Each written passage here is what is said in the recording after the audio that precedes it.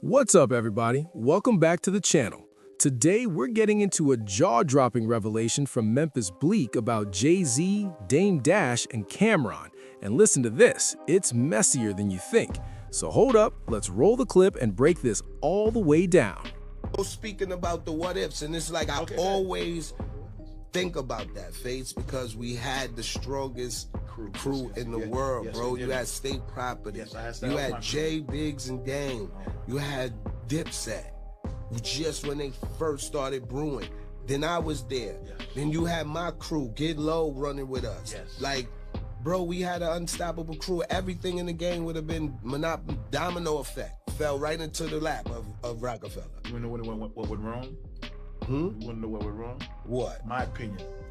What really went wrong? Yeah, I want to hear from your My side. perspective, what went wrong, I know your crew, I know Dean's crew, and I know Jay, I know Big, the biggest mistake he made. And I don't care what comes after. I don't think anything does. That's how I feel. Cam should never thought he could be the president of Roc-A-Fella Records. That's a fact. And not because of you, because I know I was there and I know how it made people feel. That's right. He was wrong for that. He might have not meant it to come out this way. It was wrong.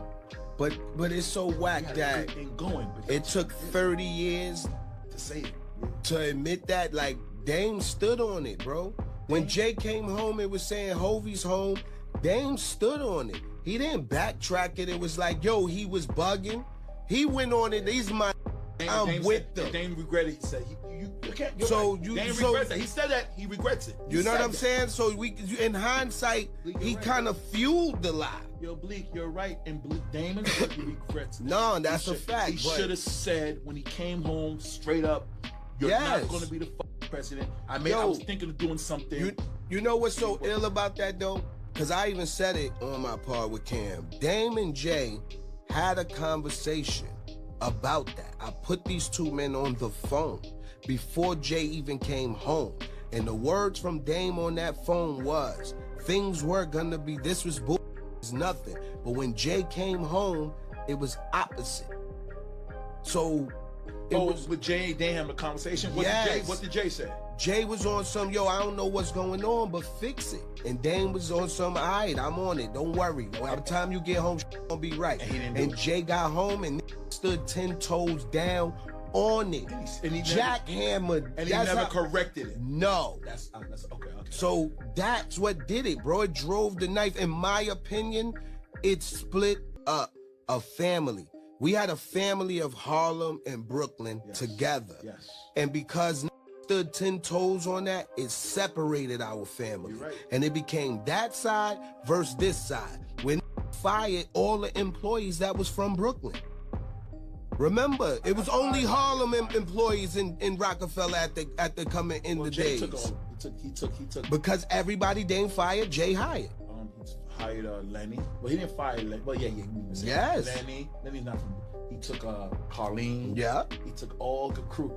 Bottom line is that, man, I'm with you, man. I was like, yo, what the is going on? And that's when I just thought Bleek didn't like me no more. Nah. Everybody was so tense. Bleek, Beans, his crew, for like crazy. Beans. And I always felt like them, like me, I ain't gonna lie.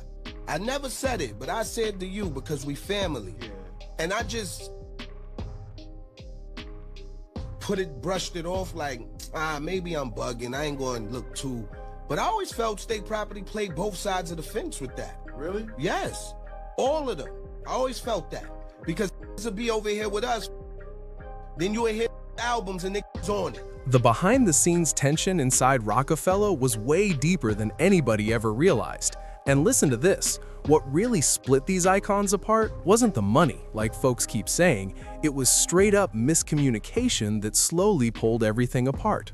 So, it's never like, and I felt like if it wasn't nothing, then you should have been more vocal on trying to piece it up. That's what you ain't all of us. Me, I didn't know what my place was. I knew I wanted to tell J.O.J. fix that shit, please. But yeah, nobody was, it was only me and you. Yeah, that's it. You're right. Me from our side, and, me from our side. And you from their side. Jay told that's me it. Dame would never be broke.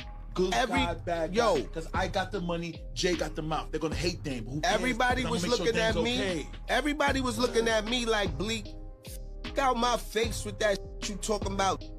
Dame said we gonna be millionaires. You don't hear this? And I used to be looking at like, it takes time. Okay, you think gonna find the million and give it to you? Cool. If that's what you believe that. Cause I know I ain't giving I find the millions, I'm not giving it to none of my homies. We can live together, I give you some bread, but I'm not giving you the million, then me go find my million. No. It don't work that way, bro. Like, and I used to tell that. Gonna give you something they're not. Remember, Dame retired, told they gonna retire like Hov when we was in the Garden. You did so. Anybody retired like that? When I said none of us is gonna retire like that, Dame looked at me like, Bleek, you ain't with the team? No, I just was with reality. None of us was that lit. That's it. Yo, it's hot. You talking about money hot. Nobody ain't in no position to throw no walk away concert in the Apollo, let alone the Garden. Yeah, the rich people were Jay, Dame, and Biggs. That's it. Yeah, they were rich. That's it, bro. Like, everybody else was just getting by, man. That's why. We got 8 on his team who from the hood. He got to make sure they surviving. Beans got his people, so he got to take care of them. He got to make sure they're okay. And so, Bleek, you're absolutely. Memphis Bleek pulls back the curtain with a rare, unfiltered take on one of hip-hop's most legendary movements. And listen to this, it changes the narrative. He reflects on a moment when state property, Roc-A-Fella, and the diplomats could have locked in together and completely run the industry as one unit. According to Bleek, they had the roster, the strategy, and the hunger to build something untouchable, almost like a full-on monopoly in rap.